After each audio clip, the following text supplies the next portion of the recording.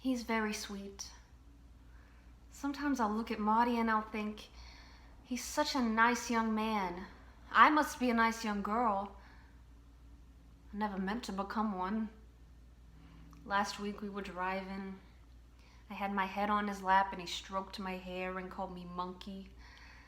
And I thought, Janie Jill Bloomberg, you've been accepted. Not even on the waiting list. So he calls you monkey. You prefer what? Angel? Sweetheart? So I thought, fine, it's settled, thank God.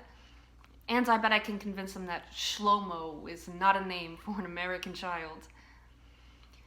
We were driving on the LIE, and I was fantasizing if we'd make the Sunday Times wedding announcements. Daughter of pioneer and interpretive dance marries Popover boy. And it was just as we were approaching Syosset that I thought, I can't breathe in this car. And I promised myself that in a month from now I would not be traveling home from the islands in this car with Marty. And it was as soon as I thought this and honestly almost pushed open the car door that I found myself kissing his hand and saying, Marty, I love you. I don't know. It was my birthday. And Royston Sinclair III had broken my heart in front of everyone. That morning I took that green beaded top that was your mother's, that you kept so carefully wrapped up in tissue paper in your cedar closet. I was never supposed to touch it, but I took it and I wore it to school. And I thought no one was as stylish as I was. But Royston laughed. He told me I was cheap. He called me loud and weird. And I was crushed. And I ran out of school and I went to the mall. And I was sitting in the food court, wishing I had some money to buy a pretzel.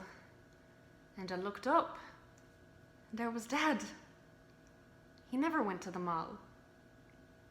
That day, he came to the mall, and he was furious. Why aren't you in school? He asked.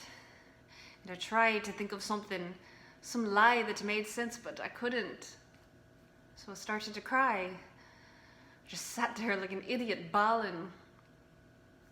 Finally, after what seemed like forever, I calmed down and I waited for him to yell at me or to ground me forever. But nothing came. Finally, I got the courage to look up at him, and he was standing there with a pretzel. A giant pretzel covered with mustard. He handed it to me and he said, let's go. And he took me to the movies. And that was it. We never discussed it again. It was the best birthday I ever had.